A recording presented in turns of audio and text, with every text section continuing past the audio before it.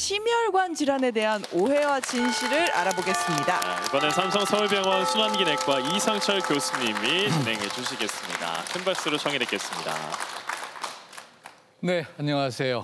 앞에 우리 권 교수님 가니까 너무 강렬해가지고 저도 지금 조금 약간 당황스럽습니다.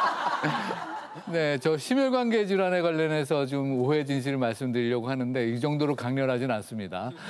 아니 근데 오해와 진실이 제일 많은 게 또 이쪽이거든요. 그렇습니다. 진료실에 오시는 분들 중에 뭐 어디서 누가 이렇다고 하더라, 이거 정말 이래야 되느냐, 이거 먹어야 되냐, 말아야 되느냐 여러 가지 물어보시는 분들이 굉장히 많으세요. 네. 그래서 근데 상당히 많은 분들이 잘못된 것들 얘기를 갖다 알고 계시고 해서 오늘 그거에 이제 그런 심혈관계 질환 관련된 오해 진실, 특히 고혈압, 고지혈증 관련된 얘기를 갖다 좀 해보려고 합니다. 예. 우선 첫 번째 먼저 생각나는 거는 그러니까 그런 건데요. 갑자기 스트레스 스트레스를 제가 굉장히 많이 받는데 갑자기 스트레스 받으면은 고혈압이 생기는 거 아니냐고. 나 그래서 고혈압을 걱정하고 있다고. 아니 뭐 그 드라마 같은데 봐도 막 이렇게 뒷목을 잡으면서 막 으아 감이 그렇죠. 네. 이렇게 쓰러지고 막 이러잖아요. 우와, 이거 있죠, 이거. 아이고 내 혈압이.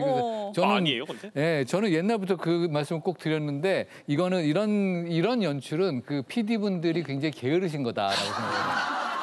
너무 구태의연하고 이런 거는 이제 21세기는 없어져야 된다고 생각하는데, 왜냐하면 그 혈압이라는 건 몸의 컨디션이 나쁘거나 기분 나쁘거나 정말 심리적으로 이렇게 막 열받은 그런 경우에는 올라가는 게 당연하지. 네. 그리고 심지어는 달리기만 해도 올라가는 게 혈압이거든요. 그러니까 이게 이제 심장에서 혈액을 많이 펌프를 해주고 혈관 긴장도도 올라가기 때문에 올라가는 거지, 이 스트레스 받아서 올라가는 혈압이 그게 만성적인 고혈압 체질을 만드냐, 그건 전혀 아니에요. 일시적으로 올라가는 게 맞으니까. 혈압이라는 게 뭐냐? 혈압이라는 거는 심장에서 혈액에 그 몸에다 그 혈액을 갖다 보낼 때 혈관으로 보내잖아요. 예. 그 혈관을 통해서 가는데 마치 이 수도 파이프에서 또는 우리가 고무 호스에 그 소방 호스에 그러니까 물을 갖다 쫙 보내면 거기가 빵빵해지듯이 혈관에 이제 압력이 전달되는 게 바로 그 혈압이거든요.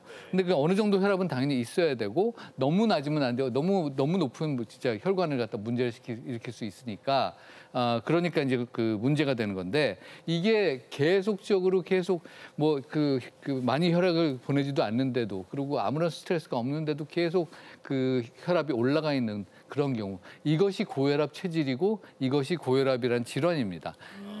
그러니까 이거는 일시적으로 스트레스 받아서 혈압이 올라간다, 일시적으로 머리가 아파서 혈압이 올라간다, 이런 것들은 그냥 정상적인 반응이고, 그럴 때는 이제 스트레스 관리하시고 혈압 관리하시고 이런 그 혈압이 아니라 두통 관리하시고 하는 게 그런 게 중요한 거지, 그것이 고혈압이란 체질로 바뀌어서 혈압약을 먹어야 된다든가 이렇게 되는 건 아니거든요. 그러면은 보통 120에 80이 정상이라고 그러고 140 넘어가면 고혈압인데, 막 스트레스가 없는데도 막 140이 넘어갈 때 고혈압이라는 거예요. 정확하게 말씀하셨어요. 그러니까 저희가 늘 고혈압 측정하실 때 아침에 일어나서 편안하게 한 5분 정도 쉬실 때, 병원에 와서도 한 5분 정도 쉬신 다음에 혈압 재라고 말씀드리는 이유가, 고혈압을 관리하는 기준, 고혈압 체질이라는 것 기준은 아무런 스트레스도 없고 아무런 불편감이 없는데도 불구하고 혈압이 올라가 있는 경우, 즉 표에 보시는 것처럼 140에 90을 우리가 고혈압의 기준으로 보는데, 그 아무런 문제가 없는데도 불구하고 올라가는 거고요.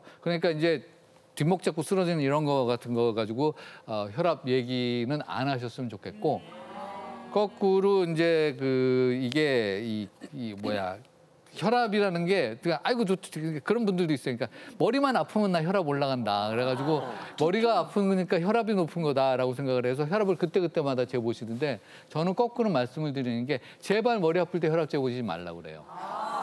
왜냐하면은 실제로 혈압 때문에, 고혈압이 있어서 혈압이 갑자기 올라와서 머리가 아픈 경우에는 한 혈압이 수치 되지 아시잖아요. 아까 140, 90 얘기하는. 혈압이 한 250에서 270 넘어가는 분들. 그러면은 우리가 고혈압성 응급이라고 그래가지고 정말 머리가 깨지듯이 아프는 그런 일이 일어납니다.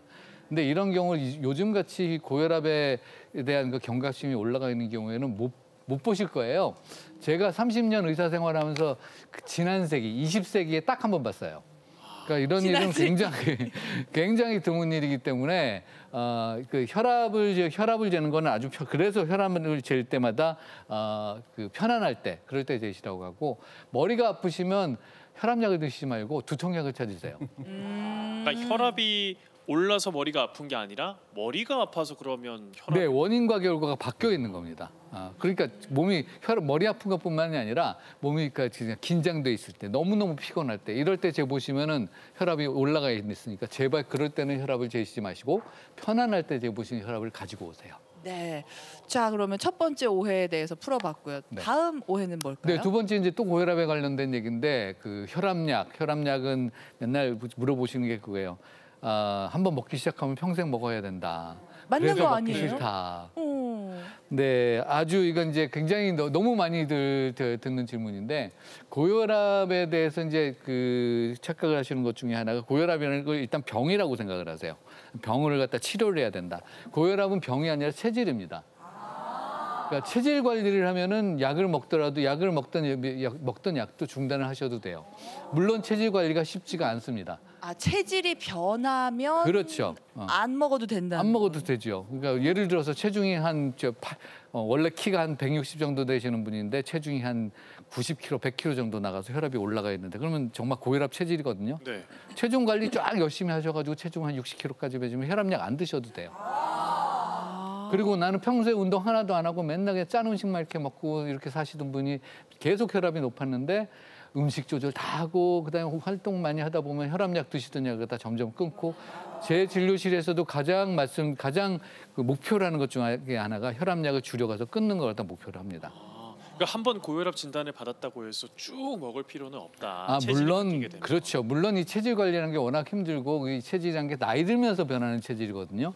세월은 못 이긴다고 그 체질 관리를 통해서 혈압을 조절 완전히 하는 분들 그렇게 많지는 않아요. 그러니까 어쨌든 그 혈압약은 보조요법인데 그 보조요법을 꾸준히 갖다 쓰는 경우가 사실 체질 관리보다 훨씬 더 쉽거든요. 근데 거기다가 이제 혈압약 먹으면 내성이 생겨서 그것 때문에 또 걱정하신다고 안 드시려고 하시는 분들도 있는데 혈압약이라는 거는 제발 그 약에다 모든 걸 뒤집어 씌우지 않으셨으면 좋겠어요. 혈압약에 대해서 내성이 생기는 게 아니라 내 몸이 그런 겁니다.